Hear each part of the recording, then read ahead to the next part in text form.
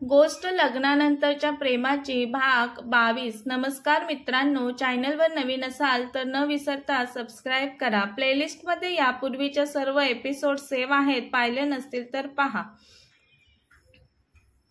लावण्यादी राघवचा हात पकडून त्याला ओढतच उंटावर बसण्यासाठी घेऊन जाऊ लागते। जाता जाता ती अनुला आवाज देऊन बोलते, अनु तू तुझ्या मिस्टरांसोबत थांब, आम्ही परत येतोपर्यंत। अनुला तिला काय बोलायचं ते सुचत नाही।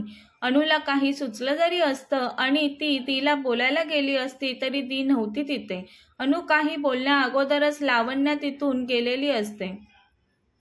दी गेल्यामुळे अनु एकटी राहते। ती खूप घाबरते। मुंबईच्या गर्दीची तिला सवय नसते। अनु इकडे तिकडे पाहू लागते। तिची नजर शोधू लागते अभिला। अभि तिला कुठेच दिसत नसतो, म्हणून ती जास्तच पॅनिक होते। अभि दुरून पाहत असतो घाबरलेल्या भांबावलेल्या अनुला। अभि दिसत नसतो तिला, म्हणून रडवेली होते ती। कंठ दाटून येतो तिचा।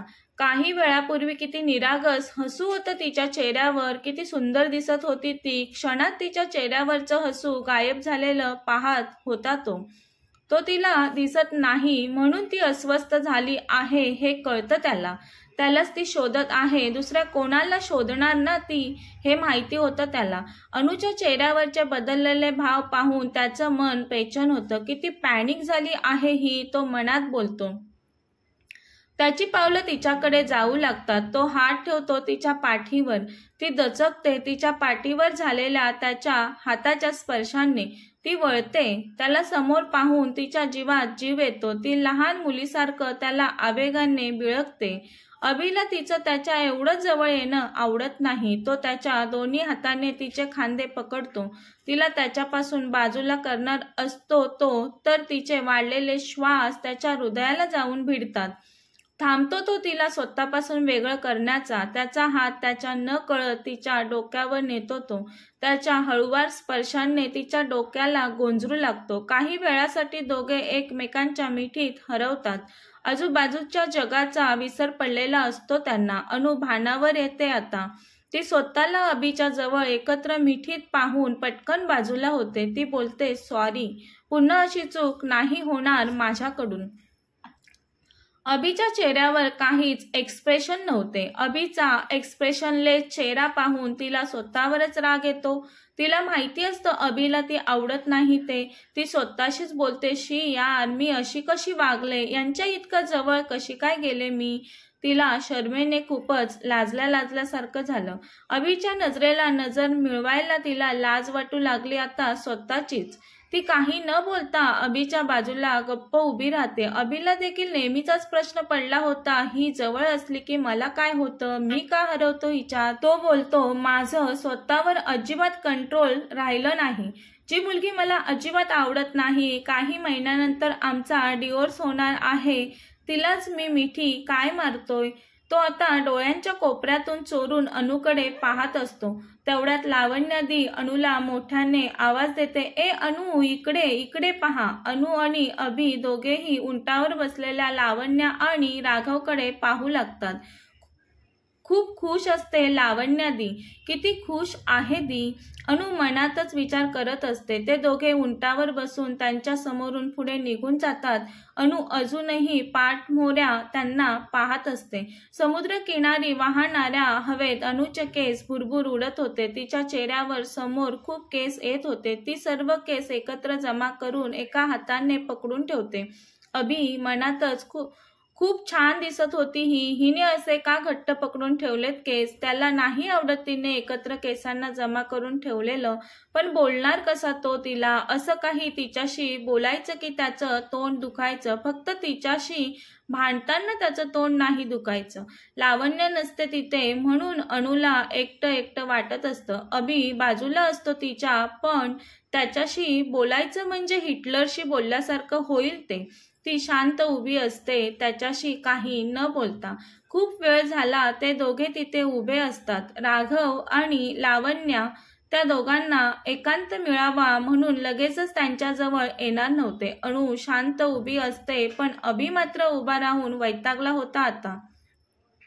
तो काही न बोलता अणूचा हात पकडतो, तिला घेऊन समुद्र किनाऱ्यावर मोठ्या दगडावर येऊन बसतो. तिला बोलतो, बस इथे. अणू गुणी बायकोसारखं त्याचं ऐकून बसते त्या भल्या मोठ्या दगडावर. चालताना केसांवरचा हात काढून ती साडी पकडते. खूप हवा असल्यामुळे तिचे केस पुन्हा उडू लागतात. ती तिचे केस पकडते, पण तिच्या साडीचा पदर मागून पुढे अभिच्या चेहऱ्यावर उडत जातो. अनु खूप घाबरते. ती मनात, अरे देवा, आता रागवतील हे. अभिला खूप राग येतो. अरे यार, काय कटकट आहे ही. तो स्वतःशीच पुटपुटतो. तो रागाने त्याच्या चेहऱ्यावरून अनुच्या साडीचा पदर बाजूला करत अनुकडे पाहतो तर अनु एका हाताने केस पकडून आणि एका हाताने तिच्या साडीचा पदर जो अभिच्या चेहऱ्यावर उडालेला असतो तो ती स्वतःजवळ ओढून घेत असते. ती खूप अवघडलेली वाटते त्याला. तो तिच्यावर ओरडणारच असतो, पण स्वतःला रोखत मनात बोलतो, नाही, नको तिला ओरडायला. अगोदरच किती अनकम्फर्टेबल वाटत आहे तिला.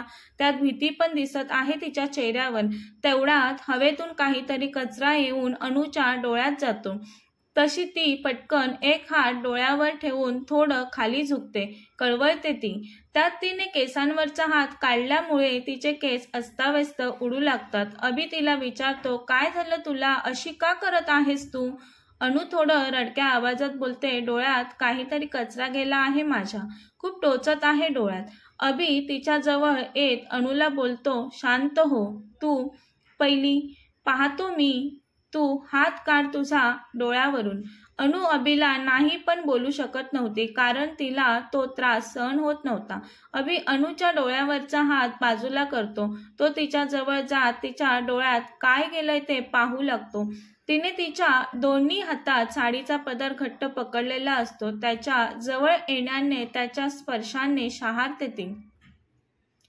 तो तिच्या डोळ्याजवळ त्याचा चेहरा नेत हळूवार फुंकर मारत असतो. त्याच्या उबदार फुंकरने सुखावते ती. त्याने मारलेल्या फुंकरमुळे तिच्या डोळ्यातील कचरा निघून जातो, पण ते दोघे मात्र एकमेकांच्या डोळ्यात पाहतच राहतात. त्यांच्या थोड्या अंतरावर असलेलं एक जोडपं मोठमोठ्याने हसत होतं. त्यांच्या हसण्याच्या आवाजाने अनु आणि अभि भानावर येतात, एकमेकांपासून बाजूला होतात. अभि बसणार असतो तर त्याचा मोबाईल वाजतो. तो कॉलवर बोलण्यासाठी अनुपासून थोड्या अंतरावर बाजूला जातो. अनुच्या मनात चालू होतं, आता हे कुठे चाललेत? हे कॉलवर बोलत मला विसरून इथून निघून गेले तर? यांचा काही भरोसा नाही. ती पटकन बसल्या जागेवरून उठते. त्याचं बोलणं झाल्यावर तो मागे वळतो. असावध असलेली अनु त्याच्या धक्क्याने पडणारच असते तर अभि तिच्या हाताला धरून पकडतो. तो तिला स्वतःजवळ ओढतो. ती त्याच्या छातीवर आदळते. ती घाबरून अभिचं शर्ट घट्ट पकडते. ती हळूच मान वर करून अभिकडे पाहते. तो तिच्याकडेच पाहत असतो, म्हणून ती त्याच्यापासून सुटण्याचा प्रयत्न करू लागते. अभि आता खूपच चिडलेला असतो तिच्यावर. तो रागाने तिला घट्ट पकडतो. अनु बोलते, सोडा मला. अभि बोलतो, माझ्या मागे काय आहे तुझं? कळत नाही का तुला? कोणाचं फोनवरचं बोलणं ऐकायचं नाही ते? चोरून ऐकत होतीस का मी कोणाशी बोलतोय ते? अनु बोलते, तुम्ही काय बोलताय ते कळतंय का तुम्हाला? अनुला वाईट वाटतं अभिच्या बोलण्याचं. ती रागाने अभिला बोलते, मी का तुमचं बोलणं ऐकेल, तेही चोरून? तुमचं फोनवरचं बोलणं ऐकून मला काय करायचं आहे? सोडा मला. लोक पाहत आहेत आपल्याकडे. अभि तिला सोडतच नसतो. ती जोर लावून त्याला स्वतःपासून ढकलून देते. पाय आपटतच पहिली बसली होती तिथे जाऊन बसते ती. अभि रागाने त्याच्या मुठी आवळतो. समजते काय स्वतःला हिची एवढी हिंमत मला ढकलण्याची? पाहून घेईल तुला मी. अभिला स्वतःची चूक उशिरा लक्षात येते. तो जास्तच रिॲक्ट झाला होता. त्याचं ऑफिसचं टेन्शन भलतीकडेच म्हणजे अनुवर निघालं. रागाने पाय आपटत दगडावर जाऊन बसलेल्या अनुवर तो एक नजर टाकतो. आता तो तिच्या समोर जाऊन बसलेला. ती गाल फुगून दुसरीकडेच पाहत असते. अभि अनुला सॉरी बोलतो. ती ऐकून न ऐकल्यासारखं करून त्याच्याकडे न पाहता भलतीकडेच पाहू लागते. जास्त मस्का लावणं त्याच्या स्वभावात बसत नव्हतं, त्यामुळे तो इग्नोर करतो तिला. असं काय हा माणूस सॉरी बोलून पुढे काहीच बोलला नाही माझ्यात. ती मनातच बोलत त्याच्याकडे पाहते तर तो मोबाईलमध्ये काहीतरी करण्यात खूप मग्न झालेला दिसला तिला. आता खरंच खूप बोर झालेली ती. तिला असं झालेलं लावण्यादी कधी येते आणि मी कधी घरी जाते.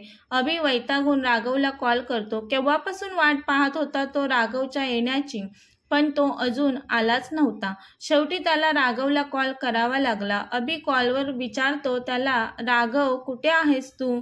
एवढा का उशीर होत आहे तुला यायला? आता याला कोण सांगणार ते दोघे तुझ्यासारखे मट्ट बसले नाहीत तर एन्जॉय करत आहेत. राघव बोलतो, काय झालं? अभि असं का विचारत आहेस? वहिनी आहेत ना तुझ्यासोबत, त्यांच्यासोबत एन्जॉय कर.